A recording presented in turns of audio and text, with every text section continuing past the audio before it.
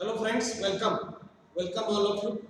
As you know, we are now in a position to learn the next kind of curve, and that curve is a Archimedean spiral. In the last session, we have finished with hypocycloid. Okay. Now the next type of curve, which is there in your syllabus, that is nothing but the Archimedean spiral.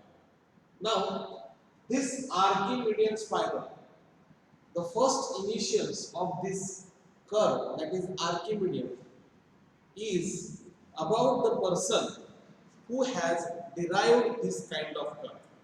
म्हणजे मित्र ज्या व्यक्तीनं अशा पद्धतीच्या स्पायरलचा शोध लावला आहे किंवा त्यानं काढला आहे, तर त्याच्या स्मरणार्थ आपण म्हणूया या कर्वला आर्किमिडियन स्पायरल असं म्हणतात. ओके. तर हा स्पायरल आपल्याला आता इंजिनिअरिंग कर्व्स मध्ये कशा पद्धतीने काढायचा हे याच्यामध्ये शिकायचं. ओके. आता याचा कन्सेप्ट आपण बघूया काय. बरोबर.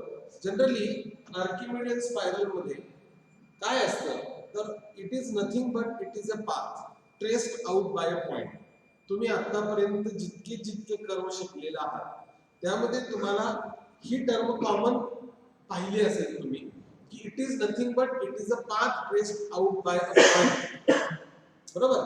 मग तो जो पॉइंट आहे तर त्या पॉइंटनं ट्रेस आउट केलेला पाथ असतो कोणतीही कर्व असतो.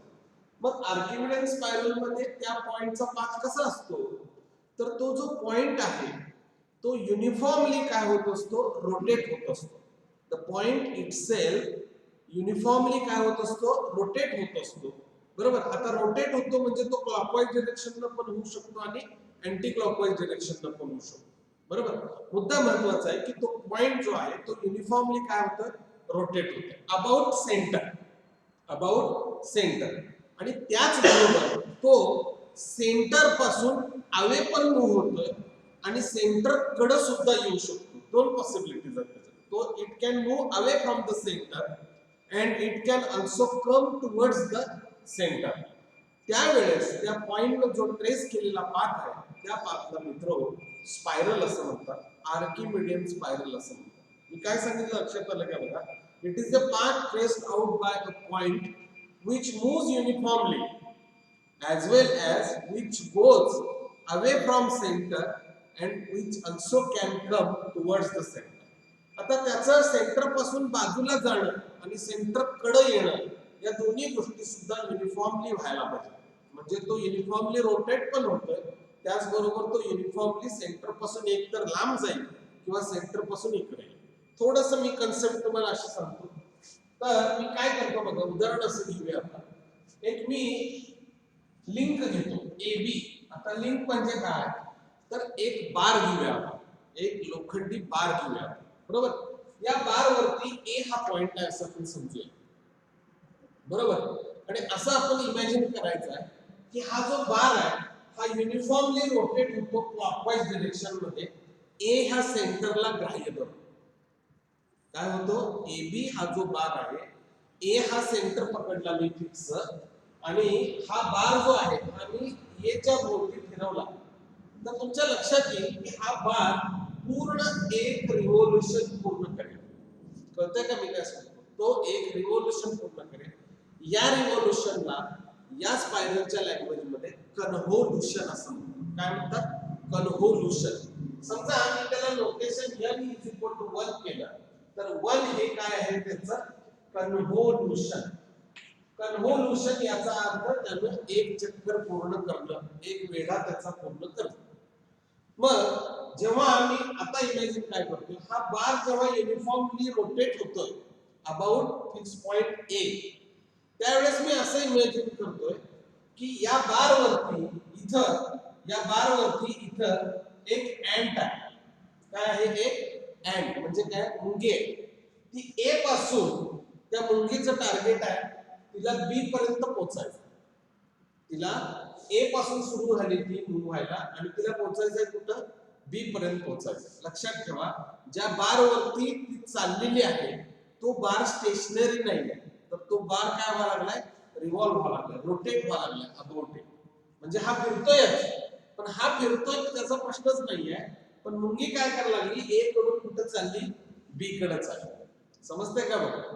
त्यावेळेस ह्या अँटनं जो ट्रेस केलेला पाथ असेल तर तो पाथ आपल्याला कशाच्या फॉर्म मध्ये मिळणार आहे? स्पायरलच्या फॉर्म मध्ये मिळणार. समजतंय का बघा? आता टार्गेट मुंगीचा ए पासून कुठे पोहोचायचं आहे? बी पर्यंत पोहोचायचं आहे आणि ए बी तर ती रिव्हॉल्व व्हायलाच लागली, त्यात काय प्रश्नच नाही. पण ए बी चं एक रिव्होल्यूशन पूर्ण होऊपर्यंत या मुंगीला कुठपर्यंत पोहोचायचं आहे? बी पर्यंत पोहोचायचं. त्यावेळेस त्या अँटनं जो ट्रेस आउट केलेला जो पाथ असेल तो पाथ कशाच्या फॉर्म मध्ये असेल? स्पायरलच्या फॉर्म मध्ये असेल. लक्षात आलं? तुम्हाला समजण्यासाठी मी ए बी हे बारचं एक्झाम्पल घेतलेलं आहे आणि उदाहरणासाठी मी अँडचं एक्झाम्पल घेतलेलं आहे की ज्याच्यावरून तुम्हाला कळेल ही एक सेपरेट एंटिटी आहे. म्हणजे मुंगी हा घटक वेगळा आहे आणि त्याला ए पासून बी कडे पोहोचायचं आहे आणि त्याचं मार्गक्रमण त्या बार वरनं चाललं. बार फिरतोय ना, बार मध्ये मुंगी पण फिरायला लागते. पण मुंगी फिरायला लागली तर एका जागेला मुंगी थांबलेली नाही. मुंगीचं सुद्धा मार्गक्रमण कुठं चालू आहे? तिच्या बी या ठिकाणाकडे पोहोचण्याच्या दृष्टीने तिचं काम चालू आहे आणि ए आणि बी ही जी लिंक आहे किंवा जो रॉड आहे तोही इथं काय व्हायला पाहिजे? रोटेट व्हायला पाहिजे. म्हणजे it is a path traced out by a point. मग मी ए पॉइंट कन्सिडर करेन किंवा ह्या बार वरचा कुठलाही पॉइंट कन्सिडर करेन किंवा मी हे एंड कन्सिडर करेन. बरोबर आहे? It is a path traced out by a point which moves uniformly or which rotates uniformly as well as which goes away from the center A or which comes from center A. म्हणजे B sorry, म्हणजे मला काय म्हणायचं आहे, असं उदाहरण झालं की A कडून B कडे गेलं. पण उलट उदाहरण घेऊया आपण. डिस्क तर फिरूच लागली, डिस्क एक रोटेशन पूर्ण करणार, पण माझी अँड इथं नाही आहे. माझी अँड कुठं आहे? इथं आहे. इथं नाही आहे माझी अँड. मग ही अँड माझी इकडे चालली होती, आताची माझी अँड कुठे येणार? इथे येणार. दोघींचं टार्गेट एकच आहे. एकीला ए कडनं बी ला पोहोचायचं आहे आणि दुसरीला बी कडून ए ला पोहोचायचं. म्हणजे याचा अर्थ असा आहे, जर अँड इकडून इकडे गेली तर कर्व तुमचा इनिशिएट इथून होणार, ए पासून ओरिजिनेट होणार. ओरिजिनेट म्हणजे सुरुवात होणार.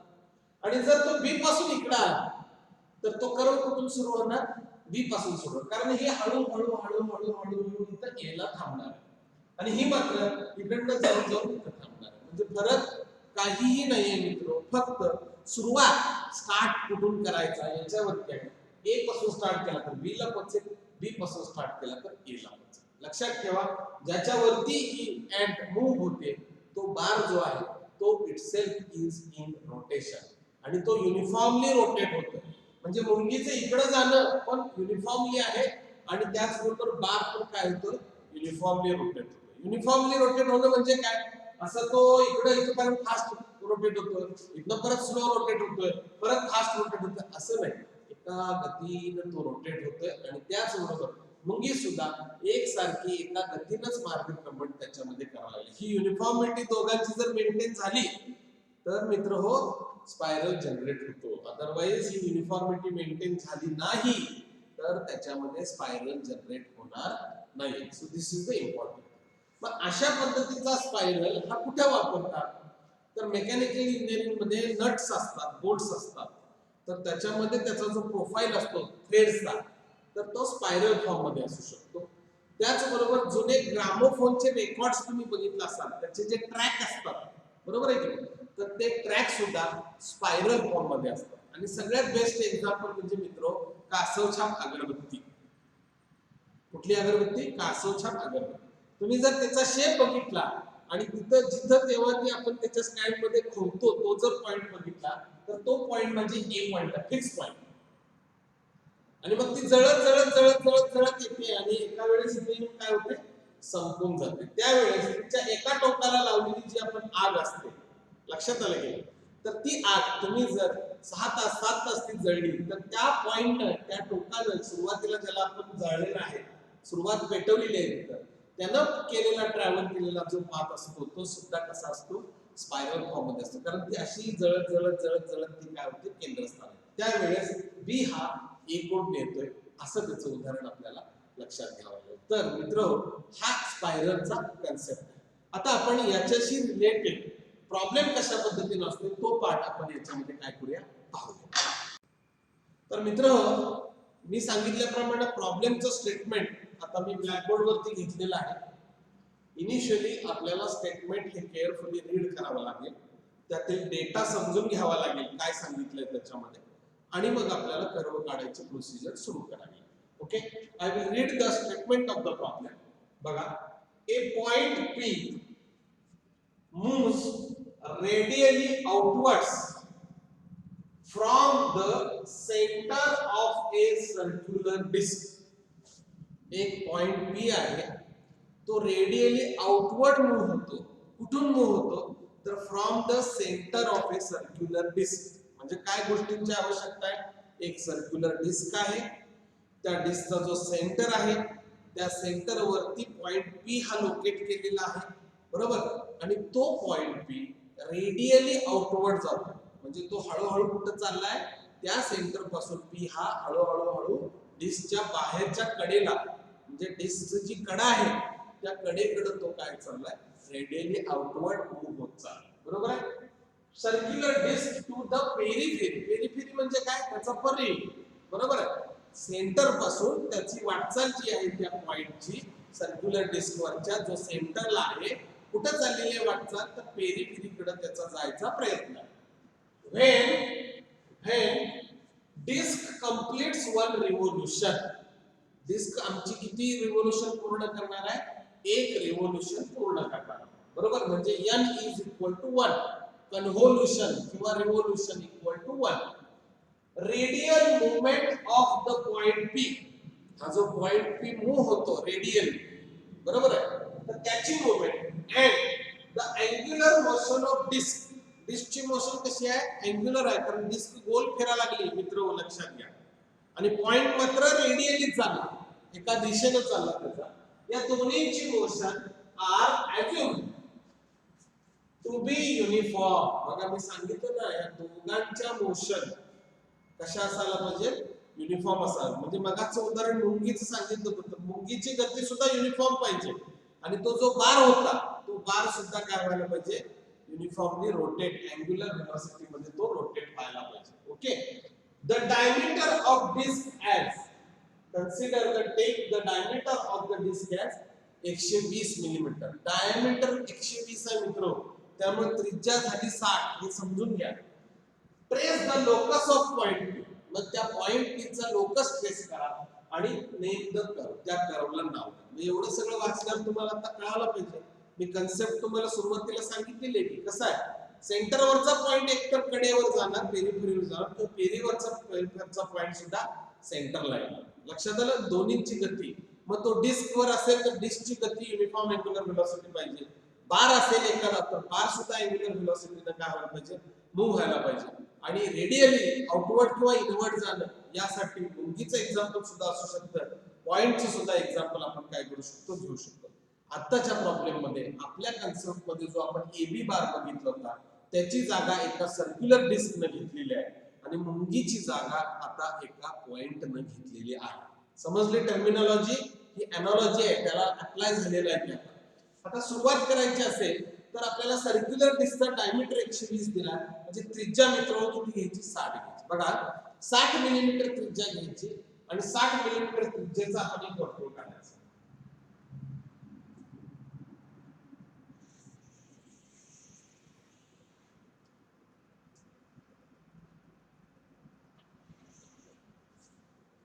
ते पहा, 60 मिलीमीटर त्रिज्या काढली, त्याचा सेंटर मी इथे घेतला, बरोबर.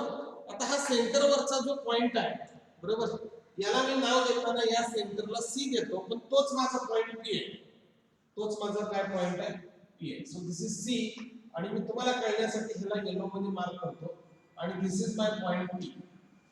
वर्तुळाचा सेंटर म्हणजे डिस्कचा सेंटर C आहे, पण त्या सेंटरवरती मी कन्सिडर केलेला पॉइंट कोणता आहे? P आहे, हा त्याचा, बरोबर. आता याचा डायमीटर तुम्हाला दिलाय, D of the disc is equal to 120 दिलेला. त्यामुळे रेडियस किती झाली? R इज इक्वल टू 60 झाली. हे 60 मिलीमीटर त्रिज्येचं वर्तुळ काढलं. आता याचे आपल्याला भाग करायला पाहिजे, कारण ह्याची जी अँग्युलर मोशन आहे, बरोबर आहे का, ती पूर्ण एक रोटेशन होऊपर्यंत, म्हणजे 360 डिग्री त्याचं झाल्यावर तो थांबणार आहे डिस्क. मग आपल्याला काय करायला पाहिजे? या 360 डिग्रीचे टप्पे पाडायला पाहिजे. म्हणून 360 डिग्रीचे आपण 12 भाग करून घेऊया. 12 भाग करण्यासाठी मेथड काय आहे तुम्हाला माहित आहे? 360 डिग्रीचा एक भाग आहे, म्हणजे 360 डिग्रीचे एक रोटेशन आहे, त्याचे 12 भाग आहेत. म्हणजे 360 भागिले 12 केलं तर 12 36, 12 3 36, त्यामुळे 30 डिग्रीचा एक पोझिशन येणार. तर हे पहिल्यांदा 90 अंशाचे 4 भाग करायचे, त्याचे 1 2 3 4. आणि यामध्ये आता आपल्याला काय करावं लागेल मित्रहो, 30 डिग्रीचे असे भाग याच्यामध्ये करावे लागतील. लक्षात आलं का? तर साधारणपणे 30 डिग्रीचा भाग जर मी घेतला तर तो या पद्धतीने येईल. मी डायरेक्ट मार्क केलाय. तुम्ही इथं कोण मापक ठेवायचं, त्याचा सेंटर जुळवायचा सी ला, त्याला 0 डिग्री मानायचं आणि 10 20 30 वरती एक खूण, 40 50 60 वरती एक खूण आणि 90 वरती एक खूण, अशा पद्धतीने तुम्ही भाग करायचे. परत इकडे ठेवायचं, पुन्हा इथं 30, पुन्हा इथं 60 आणि इथं 90, असे 3 खुणा करायच्या. कोण मापकाचा वापर करायचा आहे आणि मगच ह्याचं डिव्हिजन करायचं आणि मग हे जोडायचं. हे सगळं मित्रांनो फेट लाईननी काढायचं, कायच डार्क काढायचं नाही, काही सुद्धा डार्क काढायचं नाही, फेट लाईन. आता ह्याला जॉईन करतो.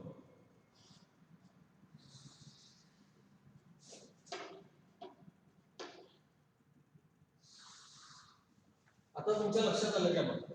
ओके, आता काय होणार आहे बघा. आता या डिस्कचं रोटेशन तुम्हाला दिलेलंच नाहीये, डिस्कचं रोटेशन तुम्हाला दिलेलं नाहीये. मग तुम्ही डिस्कचं रोटेशन क्लॉकवाईज एज्यूम करू शकता. कसं करू शकता तुम्ही? क्लॉकवाईज. हे असं जेव्हा रोटेशन दिलेलं नाहीये तेव्हा कायम रोटेशन कसं एज्यूम करायचं? क्लॉकवाईज करायचं. आता काय होणार बघा, आता या भागाने मी नावं देणार 1 2 3 4 5 6 7 8 9 10 11 12. समजलं का बघा? आता ह्या 360 डिग्रीचे आपण बरोबर समान 12 भाग केले. डिस्क एक रोटेशन पूर्ण करणार आहे. n इज इक्वल टू 1 आहे, तर रिव्होल्यूशन 1 दिलेला आहे. आता हा जो पॉइंट P आहे याला पोहोचायचा आहे कुठं? रेडियली आउटवर्ड मूव्ह होतो. कुणाकडे? तर पेरिफेरी. तर ही जी आहे ही सगळी त्याची पेरिफेरी. मग हा P याला पोहोचायचा इथं 12 नंबरच्या पॉइंट वरती. म्हणजे हा जो पॉइंट आहे हा इथं त्याचा म्हणूया आपण P डॅश आहे. तर त्याला इथून इथपर्यंत पोहोचायचं आहे. त्यावेळेस हा जो काही पाथ ट्रेस आउट करतो तो असेल स्पायरलच्या फॉर्म. तो कसा असेल? स्पायरलच्या फॉर्म. आता लक्षात आलं, डिस्कचे 12 भाग केले, 12 टप्पे केले आपण. तर हे जे डिस्टन्स तो कव्हर करतो सुरुवातीपासून शेवटपर्यंत जाताना P to P dash distance किती आहे मित्रांनो? 60 मिलीमीटर, 60 मिलीमीटर. तर जर अँग्युलर रोटेशन त्याचे 12 टप्पे मी करत असेल तर मग हा रेडियली इकडे मूव्ह होत असेल तर त्याचे सुद्धा मी बरोबर 12 भाग करणं गरजेचं आहे. How many parts we have to make? 12 parts. That means I need to divide this P to P dash distance, radial distance in between 12 parts. 12 part मध्ये करायचं. आता P to P dash हे जे अंतर आहे that is equal to radius of the circular disc and that is 60 millimeter. Radius बोलतोय, त्रिज्या किती आहे? 60 मिलीमीटर. 60 मिलीमीटरचे 12 भाग, 60 divided by 60 divided by 12, answer is 5 millimeter. Answer is 5 millimetre. 5 millimetre आपण आपल्या स्केल वरती मेजर करून भाग पाडू शकतो. समजा हे जे डिस्टन्स आहे रेडियल डिस्टन्स हे ऑड टर्म मध्ये आलं, 60 च्या ऐवजी म्हणूया आपण 75 असेल तर समजा, म्हणजे डिस्कचा डायमीटर 150 आहे, रेडियस किती झाली? 75 झाली. समजतंय का बघा? मग 75 mm चे सुद्धा 12 भाग करायला पाहिजेत ना. 75 ला 12 mm ने डिवाइड केल्यावर you will not get even number, you will get odd number. In that case, if the distance is odd, you have to follow equal division method. तुम्ही काय फॉलो करायला पाहिजे? Equal division method. म्हणजे या point पासून कुठल्याही अँगलला एक रेषा काढायची, त्याच्यावर 12 भाग पाडायचे समान, शेवटचा भाग याला जोडायचा आणि ह्या P to P डॅश चे समान 12 भाग करायचे. Strictly you have to follow equal division method when the distance is in odd number. If it is in even number, directly with the help of scale you can divide. या problem मध्ये 60 हे समान distance 12 भागामध्ये केलं तर 5 मिलीमीटरचा एक भाग हे पट्टीनं आपल्याला डिस्टन्स मोजता येतं आणि म्हणून P2 P' चे मोजून 12 भाग करायचे. 1 2 3 4 5 6 7 8 9 10 11 आणि 12 समान भाग करायचे. 12 भागाला नाव देतो. याला पहिला द्यायचा कारण हा इकडे जाणार आहे, हा इकडे जाणार आहे, त्यामुळे याला पहिला द्यायचा. This is 1, this is 2, this is 3 4 5 6 7 8 9 10 11 and this itself is 12. मित्रांनो, डिस्कचे जर 12 भाग असतील तर रेडियल डिस्टन्सचे पण 12 करायचे. डिस्कचे तुम्ही जर 8 केला तर याचे काय करायचे 8 भाग करायचे. एवढं तुम्ही ध्यानात घ्यायचं. समजलं? ओके. आता काय होणार, आता हा जो पॉइंट आहे हा पॉइंट आपला इकडे मूव्ह होणार, बरोबर आहे ना, इकडे मूव्ह होणार, बरोबर. आता त्यासाठी काय करायचं, P21 त्रिज्या कंपास मध्ये घ्यायची. P21 एवढी छोटीशी त्रिज्या आहे आणि P21 त्रिज्येचा एवढा आर्क मारायचा, एवढासाच आर्क मारायचा. तो आर्क कुठे टेकवला बघा, मी इथं टेकवला बघा, इथं. याच्यावर काय टेकवला तर ही 1 नंबरची डिव्हिजन, पहिली डिव्हिजन रेडियलची 1 आहे म्हणून जी अँग्युलर डिव्हिजन आहे त्याच्यावर आपण इथं गेलो तर इथं पॉइंट मिळालेला मित्र P1. काय मिळाला इथं पॉइंट P1. आता दुसरं 2 घेणार, C22 त्रिज्या घेणार आणि चाप मारणार, बरोबर. थोडंसं नाव इथं देतो मी मित्र. हा जो P1 आहे त्याला वापरूया आपण. दिस इज पॉइंट P1 आणि हा इथं मिळालेला आहे आपल्याला. सॉरी 2 नंबरवर जायला पाहिजे आपल्याला. C22 त्रिज्या घेऊन 2 नंबरला जाऊन थांबायचं. इथं this is my point. This point is P2. आता त्रिज्या काय असेल मित्र, C23. Yes, C23. आणि कुठं जाऊन थांबायचं, 3 वर जाऊन थांबायचं ना डायरेक्ट. हे बघा इथं, this is the point. So this point is P3. This point is P3. ओके. आता 4 नंबरचा मुद्दा घेऊया. 4 नंबरचा पॉइंट, 4 नंबरचा पॉइंट याला इकडं वाढवायचा. कुठपर्यंत न्यायचा त्याला, 4 नंबरच्या आर्क पर्यंत. ही 4 दिसते का, इथपर्यंत आणला बघा. So this point you will get this as a point P4. हा इथला P3 होता, हा P4 झाला. आता 5 साठी पुन्हा C वर ठेवायचा, 5वी डिव्हिजन घ्यायची लिनियर आणि ह्याच्यावरनं आर्क मारायचा आणि 5 ला जाऊन थांबायचं. अरे मोठा 5 नंबर इथं आहे रे.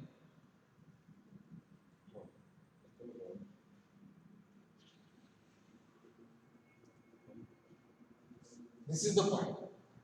हा पॉइंट आला, मार्क करतो. दिस इज पॉइंट P5. आता पुढे 6 नंबरचा पॉइंट घ्यायचा मित्र. हा 6 नंबर आणि हा सेंटर पकडायचा आणि हा 6 नंबर पकडायचा. ओके, इथं आलेला point. This is your point. This point is P6. 6 number बघा, P6 6 वर मिळाला. 7 नंबरला जायचं.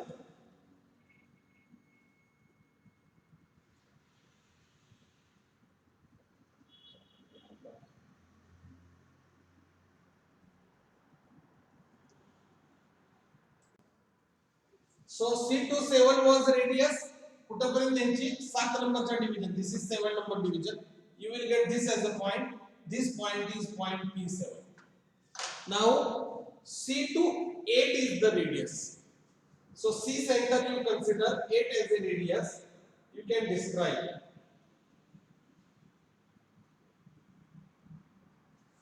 So you will get a point here. This point is point 8. P8. 8 नंबरची लाईन बघा. This point is P8. Next number is P9. Yes, this is P9. So with this P9, you can describe it.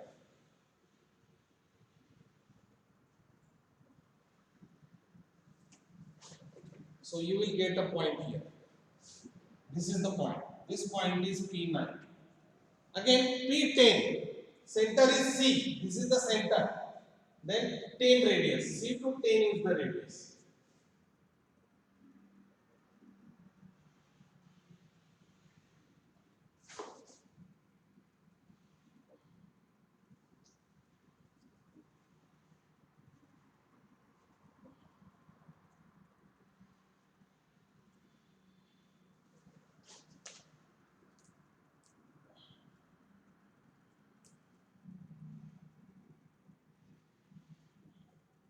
So this is the point. This point is P10. P10. Now P11 is remaining.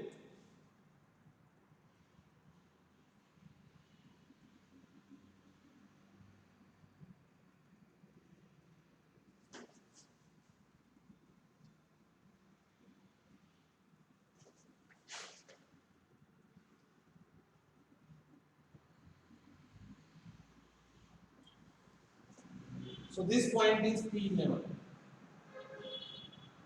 This is the point P11. 11. And P12, you will get this as a 12 radius. If you rotate it, again you are going to get this point. This point is P12 point. हा P dash म्हणजेच तुमचा काय आहे P12 आहे. बघा ना मित्र, काय केले लक्षात आलं का बघा. C to 1 radius, थोडासा C डार्क काढतो मी, थोडा इकडे ठेवल्यामुळे रफ झाला. C to 1 radius एक जाप मारायचा, कुठं न्यायचा 1 पर्यंत. C to 2 radius कुठं न्यायचा 2 पर्यंत. कारण हे अशी फिरणार आहे क्लॉकवाईज, समजलं का नाही. आता तुमच्या लक्षात येईल मित्र, हा इथून सुरुवात झाला की हा P1 ला घेणार, याला असा कर्वने जोडायचा फ्री हँड. नंतर 2 ला जोडणार, 3 ला जोडणार, 3 वरून 4 ला येणार तो, 4 वरून 5, 5 वरून 6, 7, 7 वरून 8, 9, 10, 11 आणि शेवटी जाणार तो इथं मिळणार. शेवटी जाणार तो इथं मिळणार. हा जो तुमच्या लक्षात येते का बघा मित्र, हा जो पाथ त्यांना आता ट्रेस केलेला आहे या P पॉइंटला, ज्याला जर P डॅश पर्यंत पोहोचायचं असेल तर या पाथला आपण स्पायरल असं म्हणतो. याला काय म्हणतो आपण, स्पायरल असं म्हणतो. हे सगळं काढल्यानंतर याच्यावरती तुम्हाला एक एरो दाखवावा लागेल. या एरोला इथं टच करायचं, लीडर लाईन काढायची, इथं लिहायचं आर्किमिडियन स्पायरल.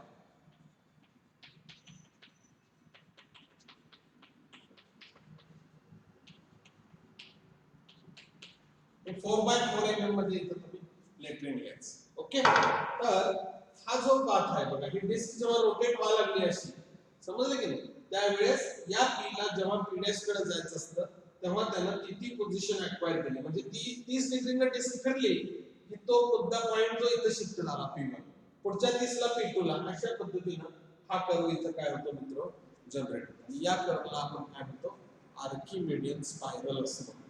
समजलं? ओके ओके, कन्सेप्ट लक्षात आली का. तर ही डिस्क तर रिव्हॉल्वच होते, त्याचबरोबर केंद्रस्थानी असणारा P पॉइंट आहे तो रेडियली आउटवर्ड मूव्ह होतो. आउटवर्ड मूव्ह होतो म्हणून 1 2 3 इकडे.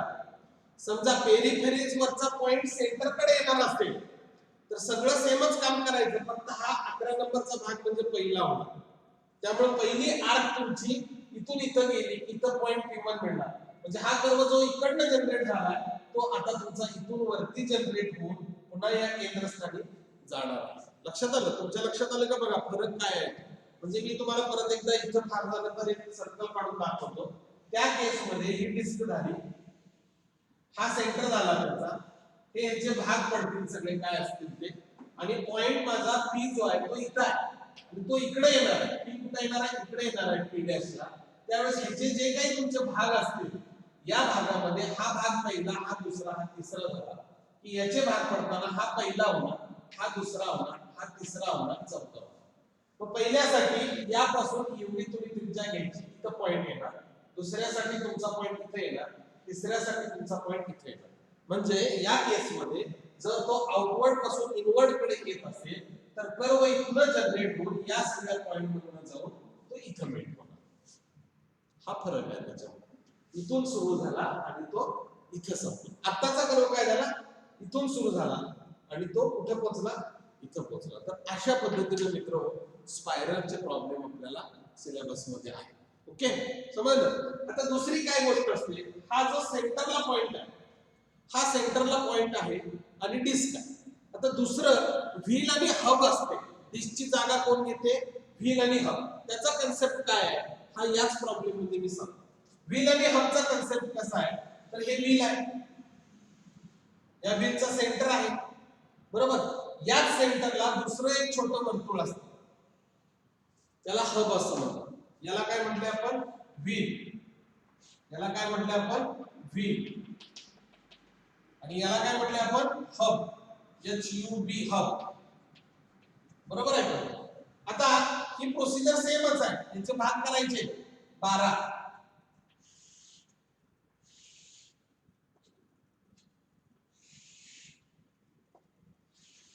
हे 12 भाग झाले, काय प्रश्नच नाही. फक्त आता काय होतंय, हा जो सेंटर तुमचा सी होता आणि समजा हा पॉइंट तुमचा पी डॅश होता, तर या केस मध्ये हब हा एक मेकॅनिकल कंपोनंट आहे. तुम्ही चाक जर बघितलं टू व्हीलरचा आपल्या, ज्याला स्पोक्स जोडलेले असतात, आत चेन असते ना तिथं स्पोक जोडलेले असतात, ती जी डिस्क असते तिला हब असं म्हणतात. आणि टायर जो असतो तो म्हणजे ही बाहेरची कड आहे, पेरिफेरी. तर हा हब आहे आणि हे व्हील. हब आणि व्हील. तर त्या केस मध्ये हा जसा माझा पी सेंटरला आला होता तसाच माझा पी फक्त इथे येतो, कारण हा पूर्ण पोर्शन सॉलिड असतो. त्यामुळं पॉइंट पी हा एक तर पी पासून पी डॅश कडे जातो किंवा पी डॅश कडून पी पर्यंत येतो. तो सेंटरला येणार नाही, तो सेंटरला येणार नाही. त्यामुळे तुमचा हेच एक्झाम्पल जर कन्सिडर केली तर इथून स्पायरल जनरेट होईल आणि तो इथं पोहोचेल.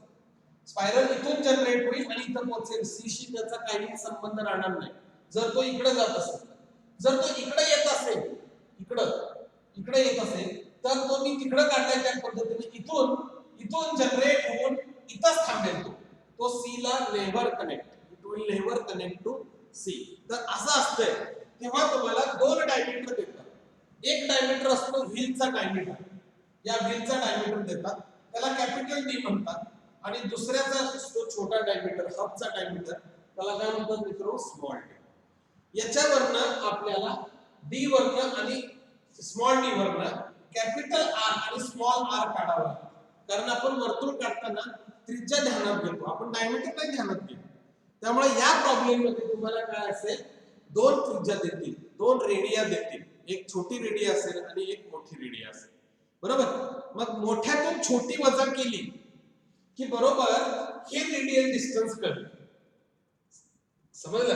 आता उदाहरणासाठी समजा याचा डायमीटर तुम्हाला 120 दिला आणि ह्याचा डायमीटर तुम्हाला 40 दिला, तर त्रिज्या काय झाल्या? 120 ची त्रिज्या झाली 60 आणि 40 ची त्रिज्या झाली 20. 60 वजा 20 केलं तर हे बघा इथून इथपर्यंत 60 झालं. That is the radius of the wheel. आणि 20 मिलीमीटर काय झाली? The radius of the drum. This is the radius of the drum. मग 60 सी टू पी डॅश 60 झाली, सी टू पी 20 झाली, म्हणजे उरले किती? 40 इतकं रेडियल डिस्टन्स या पॉइंटला ट्रॅव्हल करायला लागतं. मग आपण काय नेहमीप्रमाणे ह्याचे 12 भाग करतो, तर ह्या रेडियल डिस्टन्सचे म्हणजे 40 चे आपल्याला काय करावे लागतील? 12 भाग करावे लागतील. समजतंय का बघा? किंवा ह्याचे जर तुम्ही 8 भाग केले असतील तर ह्या 40 चे पण तुम्हाला काय करावे लागतील? 8 भाग करावे लागतील. तर अशा पद्धतीने मित्र एक तर डिस्क म्हटलं तर सेंटर टू पेरिफेरी असा प्रवास असू शकतो बरोबर. आणि जर व्हील आणि हब जर म्हटलं तर सेंटर टू पेरिफेरी प्रवास असू शकत नाही, तर हब वरचा पॉइंट असतो. हब वरच्या पॉइंट पासून पेरिफेरीच्या म्हणजे व्हीलच्या सर्कम्फरन्स वरती प्रवास त्याचा असतो. आणि त्यावेळेस हे डिस्टन्स आपल्याला कव्हर करावं लागतं. आणि ज्यावेळेस तो या क्लॉकवाईज पद्धतीनं जर तो फिरत असेल मित्रांनो, तर तो कर्व तुमचा इथून जनरेट होणार आणि इथं जाणार. जर तो पी इकडून इकडे जात असेल तर, आणि हा जर इकडून इकडे येत असेल तर तुमचा हा कर्व मित्रांनो असा जाऊन इथे येणार. हे लक्षात घ्यायला काही हरकत नाही. हा अशा पद्धतीने येणार. मित्रो, प्रॉब्लेमचं कन्स्ट्रक्शन, प्रॉब्लेमची मेथोडॉलॉजी फक्त सेमच आहे, पण एकाच प्रॉब्लेम मध्ये तुम्हाला ही व्हरायटी कशा पद्धतीने परीक्षेला असू शकते त्या सर्व पॉसिबिलिटीज, सगळ्या केसेस मी याच्यामध्ये डिस्कस केले. थोडंसं रिवाइज करतो पुन्हा. अशा पद्धतीचा प्रॉब्लेम असेल तर प्रश्नच मिटला. सर्क्युलर डिस्कचा सेंटर टू पेरिफेरी त्याचा प्रवास, या दोन पॉसिबिलिटी असतात. एक सेंटर पासून आउटवर्ड जाऊ शकतो किंवा तो आउटवर्ड पासून इनवर्ड कडे येऊ शकतो. बरोबर, रोटेशन त्याचं क्लॉकवाईजच आपण ध्यानात घ्यायचं. हा विषय एकदम क्लिअर झाला. दुसरी गोष्ट, दुसरी टर्मिनॉलॉजी, सर्क्युलर डिस्कच्या जागी व्हील आणि हब हे नाव वापरण्यात येईल. व्हील आणि हब आलं तर दोन रेडियस किंवा दोन डायमीटर आपल्याला देतात. एक कॅपिटल डी, एक स्मॉल डी. त्याच्यावर छोटा आर, मोठा आर आणि छोटा आर काढायचा आणि ह्या दोन्ही त्रिज्येची दोन वर्तुळे इथं अशी काढायची आणि आपल्याला जो स्पायरल ट्रेस आउट करायचा आहे ते डिस्टन्स म्हणजे ही रेडियल डिस्टन्स आहे. That is the distance between hub and the disc किंवा hub and the diameter of the ring. Okay, समजलं का? या दोन्हींमधलं अंतर. त्यामुळं भाग पाडायचे झाले तर एवढ्याचेच पाडायचे, सेंटरला यायचं नाही. वर्तुळाचे 12 भाग करत असाल तर याचे 12 करा, वर्तुळाचे 8 करत असाल तर 8 करा. अशा पद्धतीनं हा कर्व कंप्लीट करायचा. दुसरी एक महत्त्वाची गोष्ट, मी ह्या सगळ्या आर्क लेंथ ड्रॉ केल्या. तुम्हाला जर त्या ड्रॉ करायचे नसतील तर नुसत्या तेवढ्या रेडियसनं त्या अँग्युलर डिव्हिजनवर तुम्ही चाप मारू शकता. म्हणजे हे सगळं असं गोल गोल गोल काढायची काही गरज नाहीये. तेवढं कंपास मध्ये घ्यायचं, इकडे बघायचं, त्याला टिक करायचं, त्याला टिक करायचं. असे नुसते पॉइंट्स घेतले आणि पॉइंट्स नुसते फ्री हँड जोडले तरी सुद्धा त्याच्यामध्ये चालतं. मी फक्त हे तुम्हाला का जोडून दाखवलं तर तुम्हाला एक लुक येतो. लुक म्हणजे एक व्हिज्युअलायझेशन येतं त्याच्यामध्ये की कसा हा पॉइंट मूव्ह होत असेल आणि तो कसा आपल्या जागेवरती पोहोचत असेल. आणि हा फील येण्यासाठी आता मी तुम्हाला एक्झाम्पल सांगितलं, आठवतं का? बघा, ग्रामोफोनचे ट्रॅक रेकॉर्ड्स कसे असतात? हे असेच असतात ना. त्याच्यात तो जो प्रोब असतो तो त्याच्यावरती टेकवला की तो त्याच्यावर फिरत फिरत गाडी प्ले होत येतात आणि पूर्ण डिस्क कधी संपते? जेव्हा तो प्रोब असतो तो बरोबर कुठे येतो? सेंटरला येतो. तर हे उदाहरण आपल्याला लक्षात येण्यासाठी हे मी कन्स्ट्रक्शन केलं. तुम्हाला हे खूप किचकट वाटत असेल ड्रॉइंग मध्ये तर नुसत्या आर्क लाईनचे चाप तुम्ही तिथं मारा आणि त्यांना काय करा? जोडा. पण हे असं काढल्यामुळं कर्व जेव्हा फ्रीहँड जोडायचा असतो तेव्हा आपल्या हाताला एक जजमेंट येते की प्रॉपर कसा कर्व जोडला पाहिजे. नाहीतर काय होतं, इथून इथं डायरेक्ट हे जवळच जमतं पण लांबच्या याला कर्व जोडत असताना काय होतं? थोडासा कर्व डिस्टर्ब होतो. तर अशा पद्धतीने मित्र आर्किमिडीयन स्पायरल हा कर्व आपल्याला अभ्यासक्रमामध्ये आहे. तुम्ही हे एक्झाम्पल घेऊन काय करू शकता? हा प्रॉब्लेम सोडवू शकता. दुसऱ्या पद्धतीने तुम्ही आउटवर्ड पासून इनवर्ड कडे त्याची मोशन अज्यूम करून हे एक्झाम्पल सोडवू शकता. तिसऱ्या केस मध्ये व्हील आणि हब तुमचं तुम्ही अज्यूम करा डायमीटर किती घ्या, छोटा मोठा, आणि त्या पद्धतीने तुम्ही हा प्रॉब्लेम सोडवू शकता. त्यातही हब पासून व्हील कडे दाखवा, एक काढा फिगर, आणि दुसरी व्हील पासून हब कडे काढा. असे 4 प्रॉब्लेम या सिंगल थेअरीवरती, या कन्सेप्टवरती आपण काय करू शकतो? काढू शकतो. तर तुम्हाला माझी विनंती आहे की तुम्ही हे प्रॉब्लेम स्केचबुक मध्ये with dimension proper use of instruments करून काढा. Okay, thank you very much.